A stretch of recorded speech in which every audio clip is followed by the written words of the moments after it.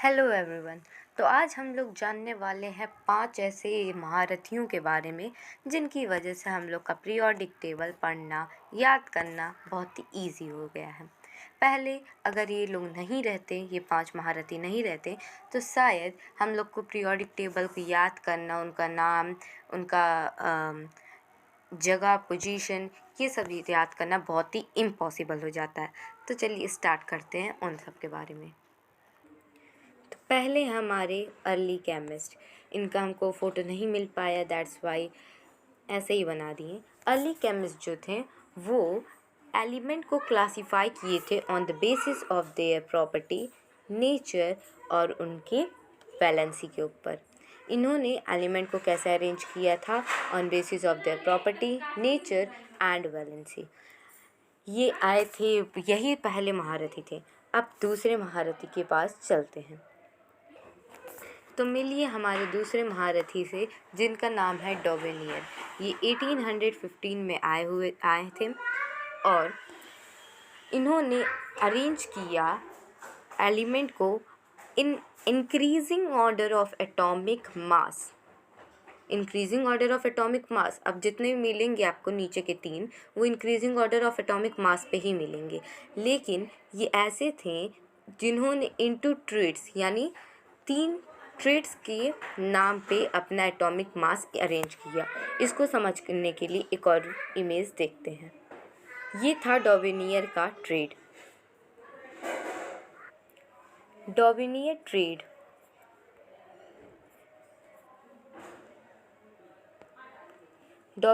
Trade के हिसाब से जो फर्स्ट एलिमेंट है और जो थर्ड एलिमेंट है, उन दोनों का सम, यानी लिथियम का जो एटॉमिक मास है और पोटेशियम का जो एटॉमिक मास है, उसका एडिशन डिवाइडेड बाय 2 का एटॉमिक मास बीच वाला होगा। फॉर एग्ज़ाम्पल ये आप देख सकते हैं, atomic mass of lithium is 6.9 and potassium is 9.0।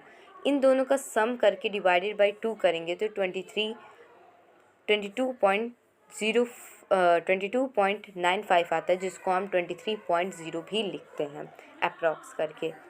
ऐसे ही उनका ट्रेड सिस्टम था।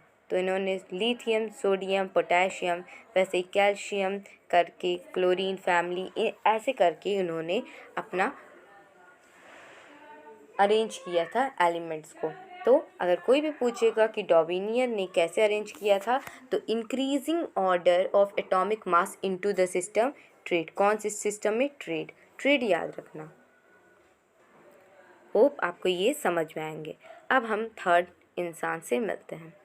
ये हैं हमारे न्यूलैंड एक म्यूजिशियन थे। ये कब आए थे? 1864 में ये आए थे।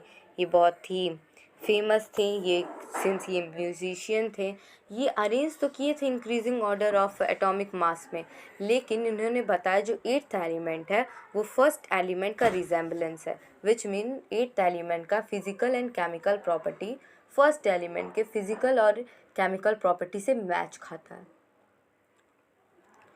फिर हमारे फोर्थ इंसान है जिनका नाम है मेंडेलीव। ये बहुत ही मेहनत किए थे। ये आए थे 1869 में। इन्होंने ये बहुत ही मेहनत किए थे पहली बात, और ये increasing order of atomic mass पे ही इन्होंने भी किया। इसी वजह से इनका लॉ वो डिफीट हो गया। इनके समय तक 63 एलिमेंट ही केवल डिस्कवर हुए थे। इनका एक लॉ था, वो लॉ कहता था जब प्रॉपर्टी है जो एलिमेंट का, वो पीरियोडिक फंक्शन है एटॉमिक मास के। इनका यही गलती था जिसको सुधारे थे मॉज़ली, हेनरी मॉज़ली, जो कि 1912 में आए थे। उनका लॉ था एटॉमिक सेम रहेगा मेंडेलीव की ही तरह, लेकिन मॉज़ली का एटॉमिक मास की जगह पे एटॉमिक नंबर था। इन्होंने लॉ पास किया कि the property of element are periodic function not of their atomic mass but of their atomic number. एक और चीज़, मेंडेलीव का डिफीट इसलिए हो गया था क्योंकि position of isotopes, rare earth metal और हाइड्रोजन का पोजीशन ये डिस्कवर ही नहीं कर पाए थे। जो कमी मेंडेलीव किए थे वो मॉज़ली ध्यान में रखते हुए अपना एक ट्यूबुलर फॉर्म में अपना एलिमेंट को अरेंज किए in order of atomic number. तो ये थे हमारे 5 महारथी। पहले अर्ली केमिस्ट, उसके बाद डॉबिनियर जो 1815 में आए थे। फिर इन्होंने ट्रेड सिस्टम दिया था। ये थे आपके न्यूलैंड जो कि इन सीरीज़ ऑफ 8 अरेंज किए थे एटॉमिक मास पे एलिमेंट के। फिर थे हमारे मेंडेलीव जो कि बेचारे बहुत मेहनत किए थे लेकिन एटॉमिक मास की वजह से सब कुछ ख़त्म। और लास्ट में आए थे मौसली, जो कमी इनके में रह गई थी वो कमी इन्होंने पूरी की। लास्ट में आप देख सकते हो ये ट्यूबुलर फॉर्म में जो आप मॉडर्न पीरियोडिक टेबल पढ़ रहे हैं वो हेनरी मौसली की ही देन है। अब आप यहाँ देख सकते हो शॉर्ट जो कि हमने एक्सप्लेन किया।